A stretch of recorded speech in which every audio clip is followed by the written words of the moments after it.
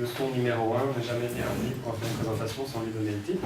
Parce que du coup, il invente un titre qui m'a empêché de dormir pendant 3 jours, qui est un titre très intéressant où il parlait d'économie de la recherche et de création de points. Donc, moi qui avais plutôt l'habitude de faire des présentations un peu geek comme ça sur ce que je fais et expliquer un peu le côté démonstration technologique, etc.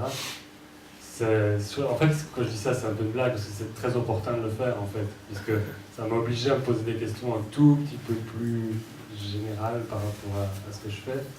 Même si je vous montre quand même pas mal de démos, je vais essayer de tirer cette présentation sur la fin vers une réflexion plus importante sur l'innovation, sur les différentes casquettes qu'on peut prendre quand on est dans ce parcours. Et pourquoi je vous parle de ça? Parce qu'en fait, c'est vrai que moi, quand je me lève le matin, je me lève de plus en plus comme un musicien.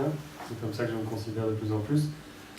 Or, il se fait, Philippe l'a mentionné aussi, que la région Wallonne a décidé de m'attribuer un budget assez important pour faire de l'innovation technologique, pour faire de la création d'entreprises. Et donc, c'est intéressant, dans le cadre de ce workshop, humblement, je vais vous expliquer, enfin vous montrer un peu ce que j'ai fait de ces 10 dernières années, en espérant que ça apporte des réponses et que ça soulève peut-être d'autres questions quant au fait de donner un budget de création d'entreprise à un musicien. Et je pense qu'il y a peut-être des choses par rapport à je sais pas, le financement de la recherche, le financement de la création, etc., au travers de cette idée qui est d'aller chercher à la région Wallonne, qui est un institut quand même assez normalement pragmatique et qui essaie de financer des projets. Juste la petite anecdote, c'est que juste à côté de moi, dans les interviews qu'on a passées à la région, il y avait quelqu'un qui présentait un projet pour un vaccin contre le choléra, quelque chose comme ça. Moi, je vous rassure, je ne vais pas piquer son pognon à lui. On a eu tous les deux le budget, mais c'est quand même comique de se retrouver avec quelqu'un qui a l'air d'avoir comme ça un projet extrêmement industriel, très sérieux. Et puis moi, j'arrive avec des projets de création artistique et évidemment, on a tous les deux obtenu l'argent. Donc voilà, je vais essayer simplement en vous décrivant mon métier, d'essayer moi aussi peut-être de comprendre pourquoi ils m'ont donné de l'argent, comment ça se fait qu'aujourd'hui j'ai la possibilité de travailler là-dessus. Donc cet exposé, je l'ai fait en anglais, parce que je ne savais pas très bien finalement si l'audience allait être francophone ou anglophone, parce que c'est un workshop européen, je le tiens. Donc je vais parler en français, mais les slides sont en anglais, c'est toujours une performance aussi de faire ça. L'exposé qui s'appelle From Expressive Plea Synthesis to Musical Experience Design, A Journey on the Long Nose. Et je reviendrai sur cette ligne. Je ne vais pas refaire ce que Thierry a fait ce matin, il a expliqué un peu vraiment les différents axes de Numédia. Moi, je vais vraiment me concentrer sur celui dont je m'occupe, celui que j'essaie d'animer et que j'essaie d'activer, parce que c'est un peu le début de la création de ces axes, c'est assez récent, donc on est encore beaucoup en train de chercher.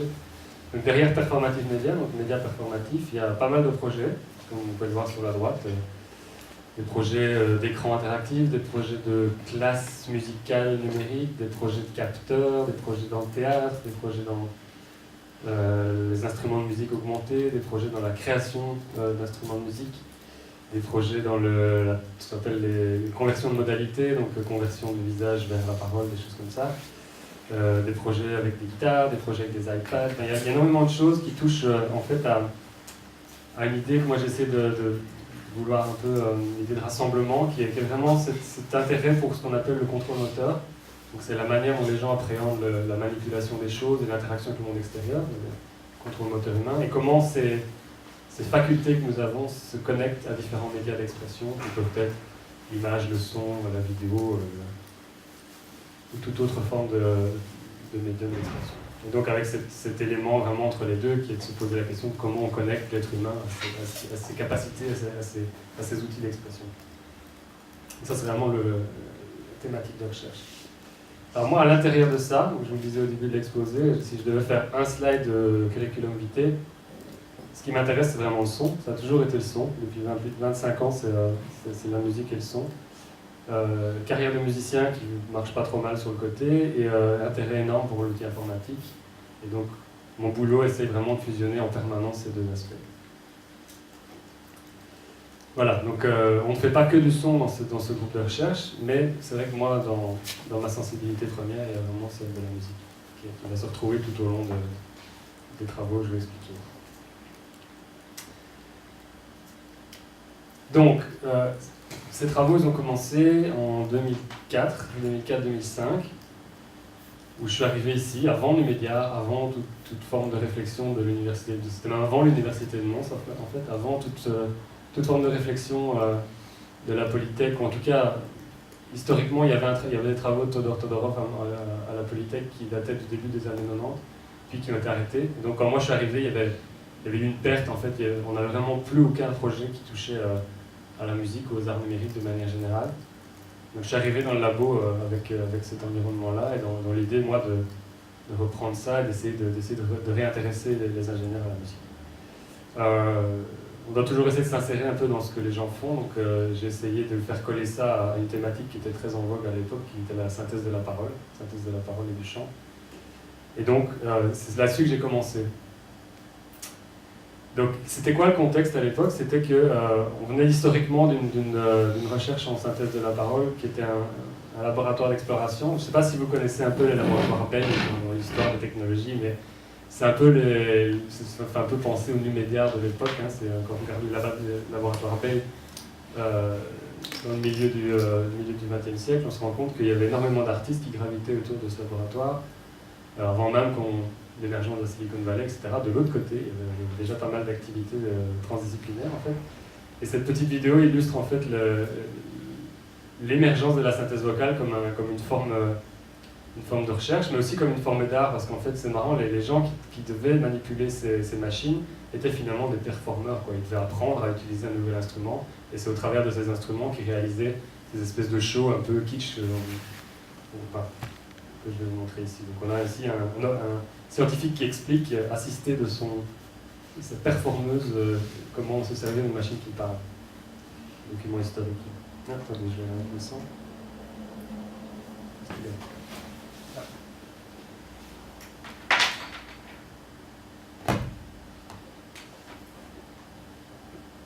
Uses only two sounds produced electrically. One of these represents the breath. The other, the vibration of the vocal cords. There are no phonograph records or anything of that sort. Only electrical circuits, such as are used in telephone practice. Let's see how you put expression into a sentence. Say, she saw me, with no expression. She saw me. Now say it in answer to these questions. Who saw you? She saw me. Whom did she see? She saw me. Did she see you or hear you? She saw me. Voilà, c'était vraiment l'émergence de trois choses, d'une nouvelle forme de recherche, d'un nouveau business.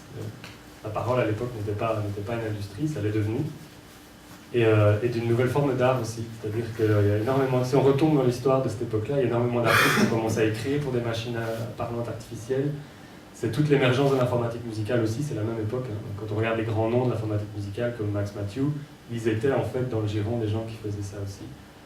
Donc voilà. Et moi, quand je suis arrivé en 2003, les choses avaient bien changé puisque la parole était devenue un vrai business. Business relativement caricatural un peu. Ce matin, on a parlé du monde de l'entreprise un peu dur, etc., comparé au monde des arts. En fait, on sent bien cette distance ici quand on regarde la nouvelle vidéo qui est de nos collègues en face, d'Acapella, hein, que j'aime beaucoup, mais c'est très, très représentatif de ce qui était devenu le... Oops. Whatever. Wait a minute. Yes. Wow. What is so innovative about these children's voices is that they are sounding like digitised voices, recorded human speech, but it's actually a synthetic speech package, allowing a child to say whatever. Voilà, discours très corporel sur la synthèse vocale, etc. Donc là, on sent beaucoup moins l'influence artistique qu'on avait dans les années 30, les années 40. Donc moi, je suis arrivé là, sur ce terrain-là avec l'envie finalement de remettre l'être humain, parce qu'on remarque dans cet exemple que l'être humain n'est pas tellement au centre du problème. On parle de la technologie et on explique comme elle est magnifique. Et j'ai voulu essayer de reconnecter le corps humain à ça, et donc on est vraiment parti sur une approche un peu... tout à l'heure, juste en conclusion de la matinée, on a parlé du fait de pouvoir affirmer des choses et faire des claims. Moi, j'ai toujours été très friand de ce genre de choses. Donc on a dit, voilà, là, ce qu'on appelle text-to-speech, on va mettre de côté, et nous, on va faire quelque chose de différent. On va vraiment essayer de changer les choses, etc. On était parti dans ce délire-là en 2003, 2004, 2005, avec vraiment cette idée de reconnecter le corps humain à la parole. Donc ça a donné dans une forme extrêmement brute à l'époque des choses comme ça.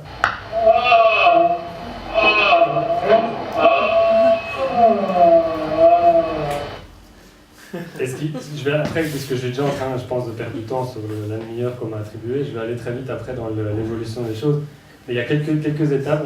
Moi, ce qui m'a vraiment marqué à cette époque-là, hormis le fait que c'est un peu sexuel comme exemple et que c'est toujours très bien d'avoir des choses un peu provocantes dans le milieu de la recherche, c'est que d'une démarche de recherche très, très analytique, comme on m'avait enseigné à l'école, je suis passé vraiment dans un travail sur l'expression. Et donc le fait d'avoir une interface, tout d'un coup, on se laisse aller à l'intuition, on se laisse aller à chercher des choses beaucoup plus proches de son expression personnelle, et on commence en fait à outrepasser, à avoir cette espèce d'adultère disciplinaire où on commence à se prendre pour quelqu'un qu'on ne pensait ne pas être. Et donc l'affirmation de ça petit à petit, en tout cas en ce qui me concerne, c'est-à-dire passer de cette expression à celle donc passer d'une expression brute à celle du contrôle. Là on va arriver vers le champ, je ne vais pas vous passer toutes les vidéos, je vais vous montrer simplement la dernière. Ensuite, passer de la démo à la performance, c'est une étape importante aussi qui petit à petit transforme le travail de celui d'un chercheur en celui d'un musicien et d'un artiste. Et donc, quelques années plus tard, en fait, ça permet d'arriver à des choses comme ça.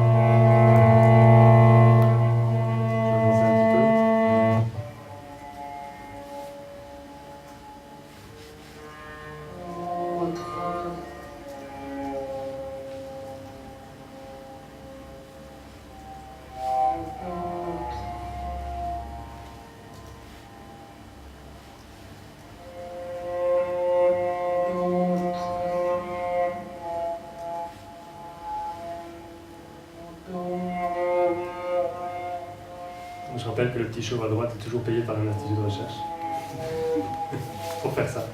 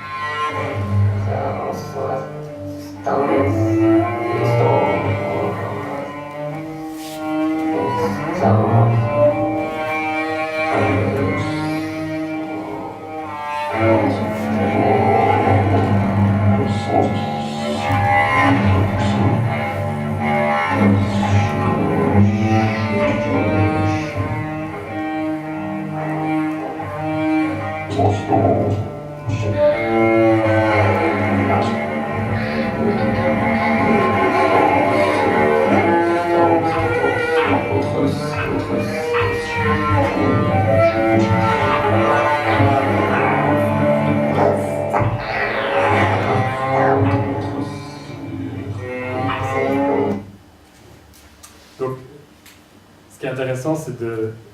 Enfin, quand j'ai collé les vidéos les unes derrière les autres, ça je remercie Philippe de m'avoir presque forcé à faire une présentation de ce type-là, parce que c'est vrai qu'en collant les vidéos, j'avais déjà tracé au cours de mes années de recherche l'évolution de la technologie elle-même, l'évolution de différents aspects de ma recherche, mais en mettant vraiment les vidéos côte à côte qui vont de cette espèce de gant où on est vraiment dans un laboratoire en train de chercher des choses sur la parole, à ce concert qui a un concert de l'année passée, ce qui m'a marqué surtout, c'est l'évolution personnelle, c'est-à-dire petit à petit l'affranchissement d'un métier unique, le fait de se trouver de plus en plus légitime à outrepasser.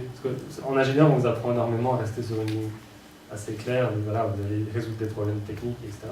Et donc petit à petit s'affranchir de ça et passer d'une première vidéo où je ne suis même pas dessus, où j'ai construit le système et je l'ai donné à quelqu'un d'autre et il fait une démonstration avec, à en fait finalement le fait d'assumer que la recherche n'est pas que scientifique mais qu'elle est aussi personnelle. Cette pièce, je l'ai écrite pour des raisons très personnelles et j'ai réussi à collaborer avec un violoncelliste qui s'appelle Jean-Paul Dessy, qui s'occupe de l'ensemble musique nouvelle ici à Nantes. Et donc soudainement on se retrouve avec quelqu'un qui incarne finalement ce qu'est la musique professionnelle, chose que je pensais jamais pouvoir, face à face que je pensais jamais pouvoir faire. En fait. Donc vraiment là, ce qui m'a intéressé en mettant les vidéos une derrière l'autre, c'est cet affranchissement de l'ingénieur vers vraiment en fait de faire de la musique et d'assumer et de pouvoir dire à l'extérieur je suis musicien. Donc ça a été vraiment intéressant, tout en, comme je disais tout à l'heure, en ayant toujours le fait d'être payé par un institut de recherche scientifique. Et donc en rentrant dans cette espèce de schizophrénie très intéressante. Donc, après, l'étape suivante, parce que ce qui est intéressant dans tout ça, c'est toujours de faire des boucles, hein, c'est toujours de revenir un peu au point de départ, en ayant changé, c'est qu'en ayant cultivé la performance, on peut revenir à la recherche.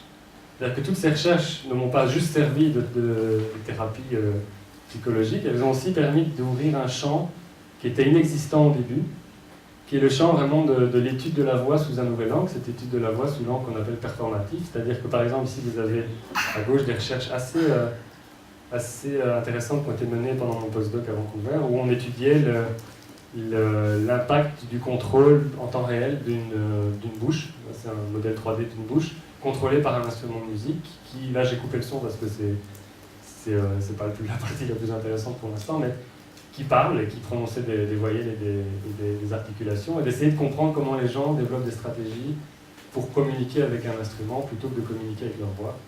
Donc il y a eu tout un champ de recherche qui s'est ouvert qui n'était pas prévisible quand j'ai commencé ma thèse et qui n'aurait sans doute pas émergé si je n'avais pas moi-même glissé en fait, vers le domaine de la performance.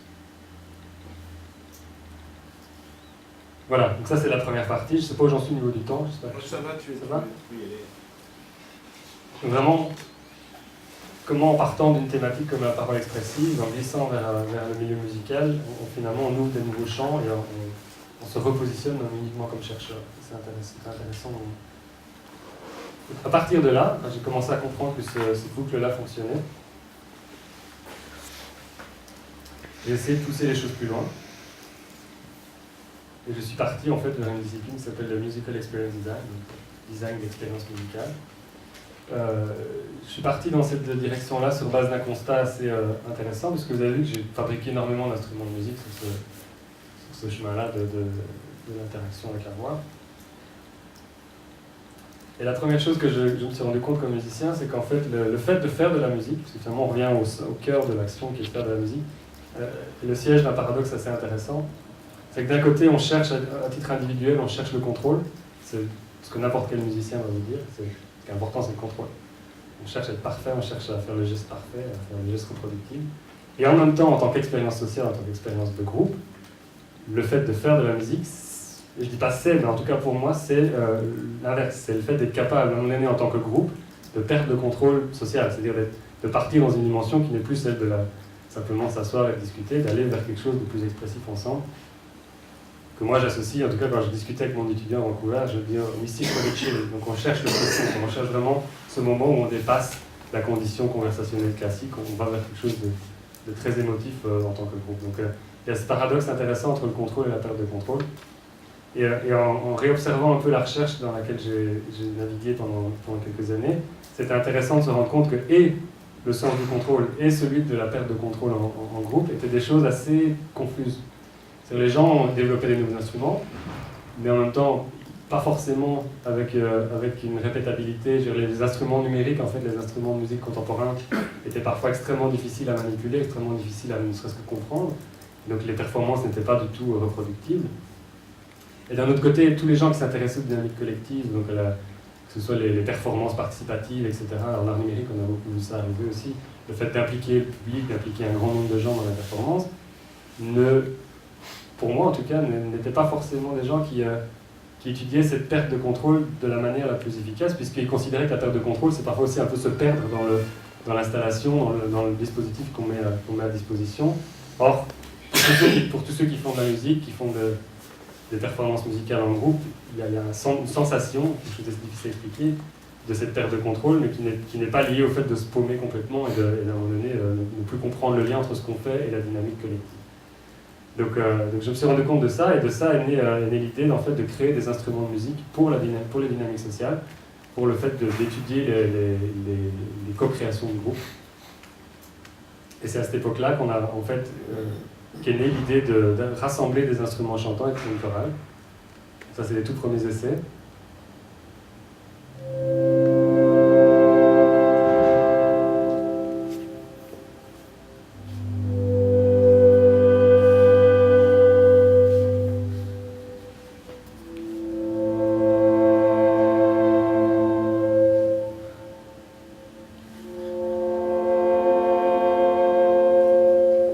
Donc là, on est passé sur mobile aussi, ça a créé un shift au niveau de la manière de réfléchir. C'est que chaque mobile est en fait une voix individuelle. Chacun contrôle la voix de la manière dont il le souhaite, mais il y a un espèce de dispositif centralisé qui permet à l'ensemble du groupe de suivre, si vous voulez, une espèce de partition et de quand même pas se paumer complètement dans la performance. Alors là, c'est de la recherche. Là, de nouveau, on revient comme au début avec le gant. On est dans un laboratoire, on a 4 accords complètement ridicules avec lesquels on essaye de faire une performance. Et là, on commence déjà à se rendre compte des choses. Et à ce moment-là, on est parti à 3. Donc on est parti, un petit monsieur avec son t-shirt bleu, là, le Mexicain juste à droite qui est en fait un architecte, qui a une réflexion sur l'espace et une réflexion sur les communautés qui est absolument intéressante. Et puis moi, évidemment, comme superviseur. On est parti sur cette idée, et en fait, de nouveau, transgression, changement de casquette, maintenant on a exploré ce champ-là. Donc par exemple, ce projet-là a été accepté dans une conférence assez importante qui s'appelle CAI, qui est une des toutes grosses conférences interface and machine.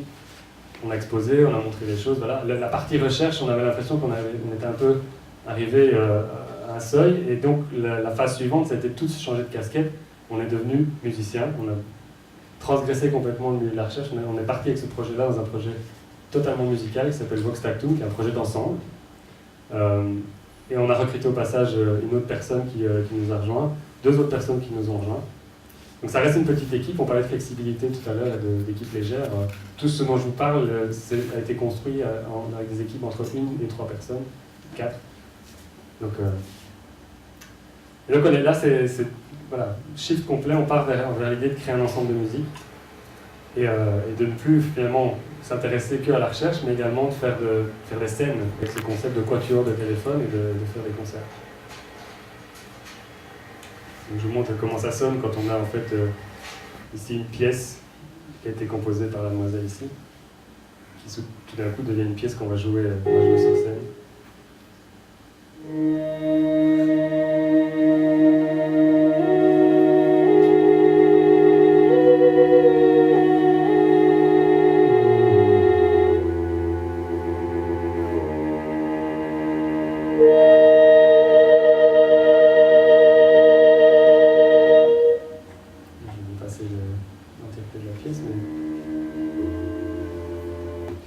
Et donc, c'est marrant parce que ça fait 25 ans que je fais de la musique, j'ai joué pas mal de concerts, que ce soit à la guitare, etc., au piano, même avec mes instruments du début. Hein.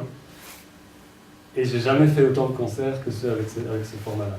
Donc, le format quatuor d'écran tactile, en fait, a vraiment décollé. Et à ce jour, j'ai essayé de compter hier, mais c'est vrai que...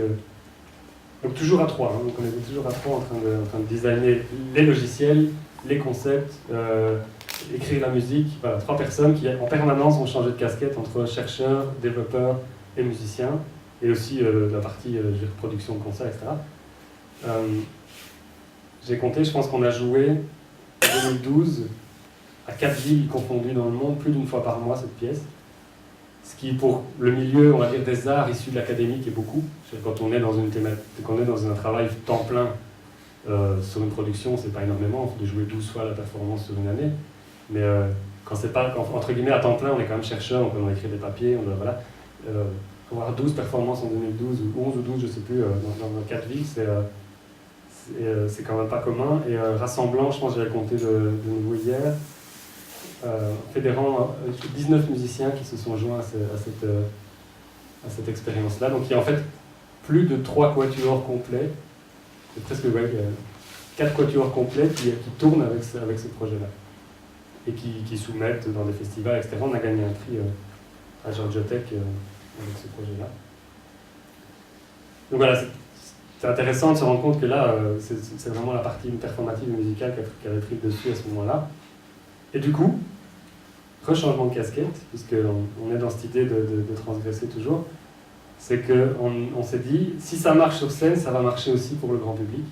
Et là, hop, on met la casquette product designer, on est parti sur le délire en fait d'essayer de voir, d'éduquer un peu les gens avec ça, d'essayer d'ouvrir cette plateforme-là au public. Donc on a créé plusieurs... Just the powerful handheld devices with touchscreens and large interactive displays. C'est un peu le tutoriel, quoi. C'est donc l'architecture est disponible, on peut télécharger des applications, etc. On peut installer ça chez soi. Et il y a une série de vidéos sur Internet qui vous permettent en fait de comprendre comment ça marche et comment s'en servir. Donc là, vraiment, product design. Là, on est dans le milieu de l'entreprise. Common everywhere. Our design at Choirmob relies on 3 pervasive technologies. 1, a new musical application for mobile devices. 2, a place where a central conducting application is running on a local interactive display. And 3, a network protocol for the two to communicate. Choirmob transforms a mobile device into an expressive controller for an artificial singing voice. The simple user interface allows free control of pitch and vocal effort and tension. Other aspects of the... Voilà, l'idée de partir vers un produit finalement, un product design avec les 3 mêmes personnes toujours, hein, qui changent de casquette et qui essayent finalement de réfléchir à des idées de business. Et c'est en train de se faire, je peux vous donner plus de détails tout doucement. Et donc, in fine, on referme la boucle. Je pense que c'est le fait d'avoir pris l'audace et le temps de traverser les 3 mindsets, les 3 façons de réfléchir, la recherche, la performance et le product design, donc le milieu de l'entreprise, et de revenir finalement à son point de départ.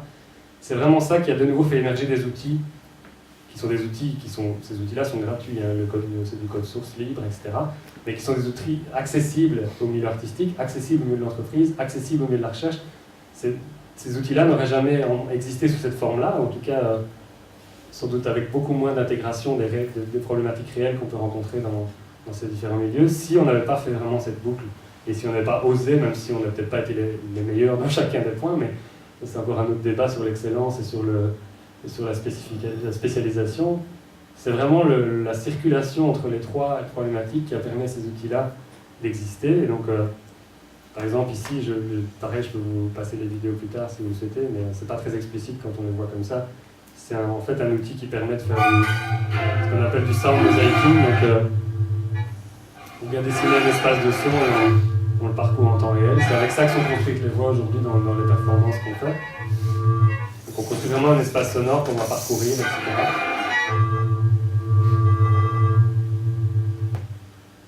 Et l'autre outil, je vais couper le son parce que c'est moi qui parle, est un outil en fait de dessin de partition complètement flexible. Tu peux être customisé un peu dans tous les sens, qui communique comme ça avec plein de modules, etc. Donc ça permet vraiment de créer des partitions libres et c'est quelque chose, on sait qu'il y a une grande recherche de ce genre d'outils d'écriture dans le milieu musical. Donc on a pu émerger avec un outil assez fou. On va vraiment, j'essaie de trouver un endroit où on le voit en train de tourner. C'est pas à la fin peut-être. Voilà. On va pouvoir dessiner un peu ce qu'on veut et faire en sorte que ça joue. Je n'arrive pas à trouver la zone où... C'est pas encore très... Voilà.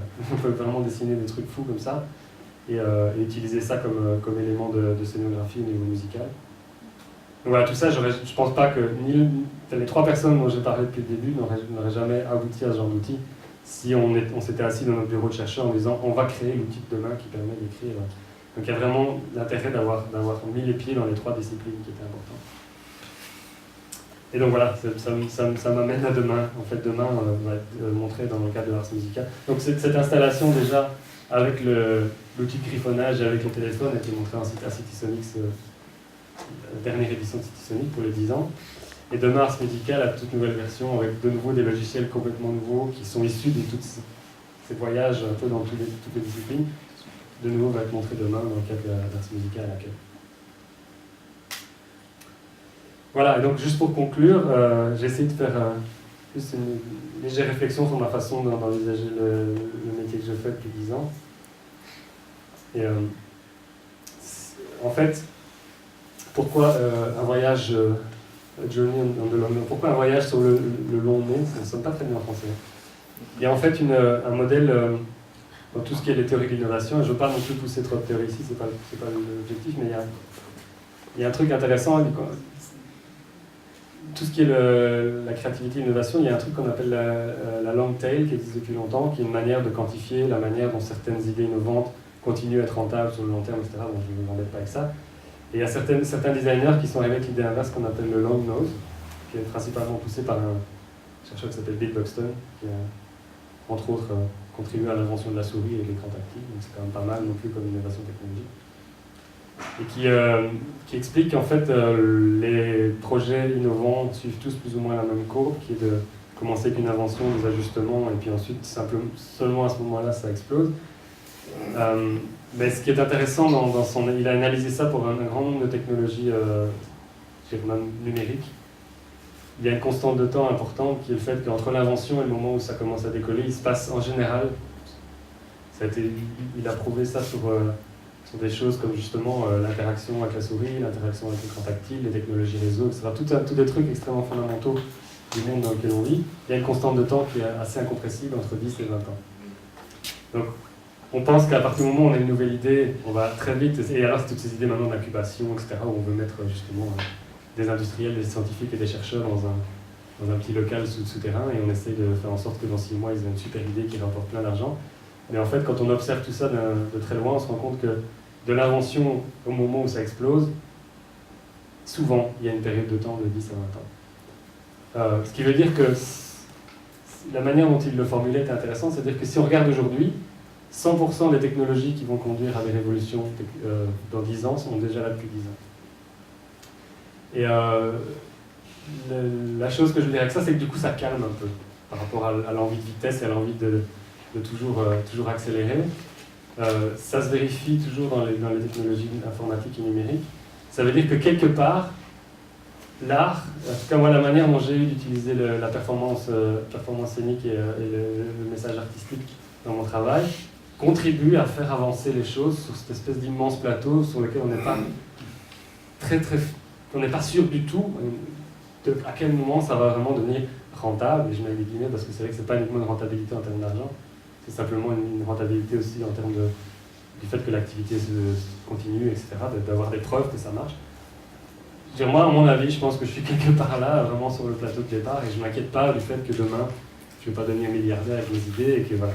Donc ça permet moi, ça me permet de me détendre, en tout cas, par rapport à ça, de me dire, voilà, on continue à avancer, on continue finalement à essayer de travailler, à essayer d'impliquer la recherche, la pensée design industrielle et la pensée artistique à ce niveau-là, dans cette tentative de tirer les nouvelles inventions vers le point où elles vont vraiment devenir des choses qui bouleversent, qui changent un petit peu la donne et qui du coup permettent à un nouvel écosystème, un nouvel environnement technologique de se développer et de créer de l'emploi, parce qu'on parle aussi de ça.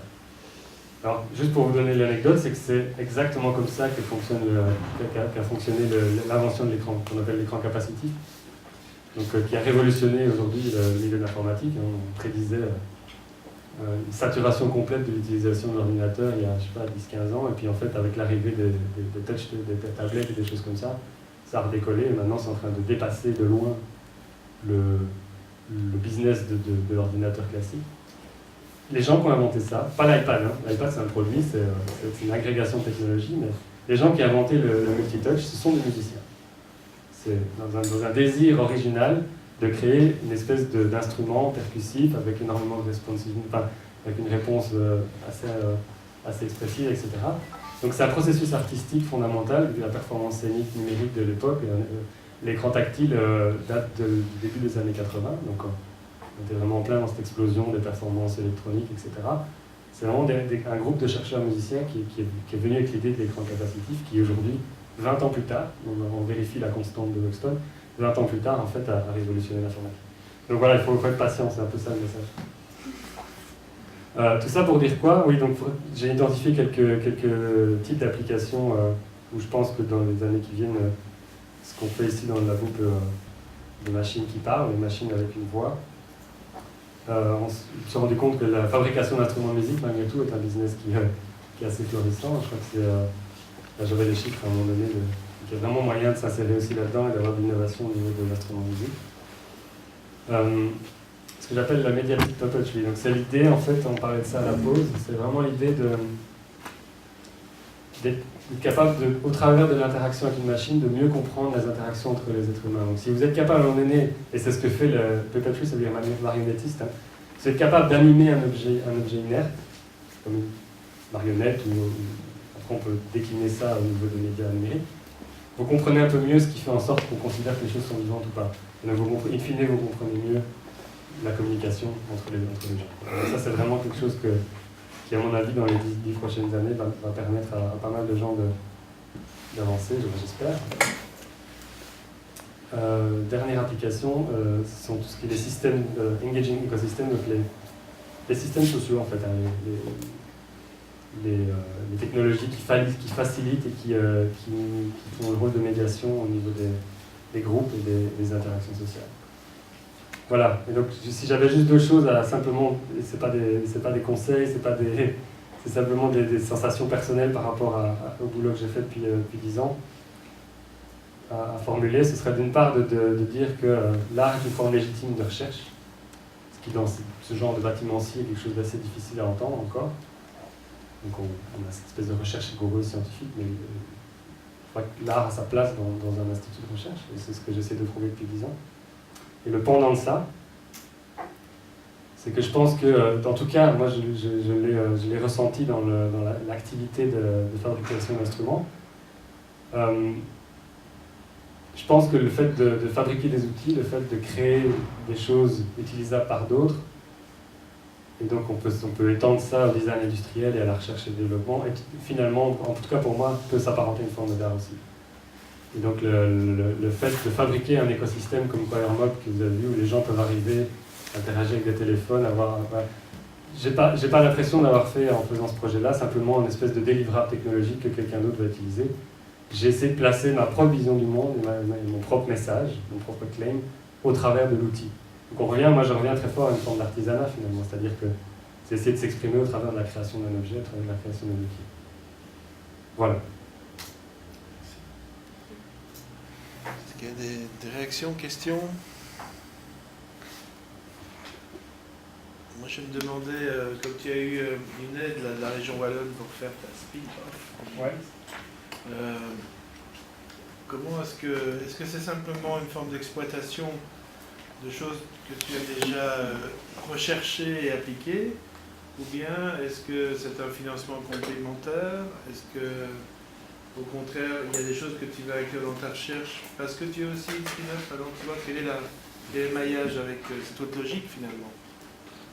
Alors sur le plan formel, le fonds for Spin-off vise à prendre une technologie qui est dans un laboratoire de recherche, oui, et financer le transfert de technologie vers une entreprise. Sur le papier, c'est ça qu'il est écrit. Après, moi, la manière dont je l'ai vécu, dans la manière dont j'ai défendu mon dossier, c'est que forcément le texte se laisse aussi un peu assouplir, et je pense qu'il ne s'agit pas pour moi simplement de prendre quelque chose qui existe déjà dans ce labo et d'en faire un produit avec... voilà. Il s'agit aussi de prendre cette opportunité-là pour se poser toutes les questions dont je viens de parler, c'est-à-dire quel est l'impact du product design dans la recherche, et même pour moi, dans la démarche artistique. Donc ça, je ne sais pas dans quelle mesure la région Wallonne est consciente que c'est... J'essaie d'être quand même assez clair dans mon message, mais je ne sais pas dans quelle mesure eux sont conscients de ça. J'espère qu'ils ont compris quand même que je n'étais pas juste en projet de prendre une tablette et de la transformer en produit que je devais vendre à 150 millions d'exemplaires, et qu'il y avait quand même quelque chose de plus souple et de plus créatif derrière. Quelle est l'évaluation que propose la région Wallonne? Est-ce qu'après un certain temps, tu dois montrer des résultats? Non. Bien. C'est un fonds assez intéressant. C'est-à-dire qu'au terme des 2 ans, on va réévaluer à ce moment-là si le transfert a été effectué, s'il y a moyen de créer une entreprise à partir des technologies développées. Si oui, on va me proposer de la créer, mais finalement c'est assez souple aussi de ce côté-là. C'est pas obligatoirement moi qui dois devenir un futur patron et commencer à devenir un entrepreneur. Si pas, après on peut repartir vers d'autres stratégies. C'est un fonds assez unique en Europe en fait, le fonds Spin-off. C'est ça qui est intéressant, c'est qu'ils essayent, je crois que de leur côté, ils essaient vraiment de convertir un chercheur en entrepreneur. Mais au travers de ce levier-là, je crois qu'ils activent pas mal d'autres choses aussi au niveau de plein d'autres milieux qui sont autour du milieu de la technologie. En fait. Ça pourrait aussi être un artiste qui devient entrepreneur. Le fait étant que, ça on revient sur la forme du fonds, c'est que c'est la personne qui rentre dans le système doit être en fait une personne qui est chercheur avec un doctorat, etc. Et là on se frotte un peu en fait à un certain archaïsme de l'universitaire belge, qui est qu'il est encore aujourd'hui très difficile, enfin c'est en train de changer, hein, mais il est encore très difficile aujourd'hui d'être crédible comme docteur en musique par exemple. Alors que dans pas mal d'autres pays dans le monde, le doctorat en musique est un doctorat comme tous les autres, le doctorat en art plastique est un doctorat comme tous les autres. Donc on est sur cette trajectoire-là d'académisation finalement de pas mal de disciplines, ce que je pense être quelque chose de positif parce que ça permet de créer un cadre. Et donc aujourd'hui, il faut être docteur en quelque chose qui est reconnu comme un doctorat sérieux, et donc c'est plutôt les sciences, mais je pense que ce serait intéressant de voir si le fonds for Spin-off pourra s'étendre dans les années qui viennent à un docteur en musique qui débarquerait, qui dit moi j'ai un concept de fou au niveau musical, je pense que ça peut faire la création d'une entreprise dans les 2 ou 3 ans. Est-ce qu'ils vont accepter un projet? On était surpris en fait qu'ils acceptent mon projet déjà, parce qu'il était déjà très marginal, je dis par rapport au choléra et à des trucs comme ça, des dynamiques très industrielles, très sérieuses. J'ai déjà été surpris qu'ils m'aient pris, donc c'est peut-être une brèche en fait, il y a peut-être moyen après de travailler là-dessus. Alors, s'il n'y a pas d'autres réactions, merci Nicolas.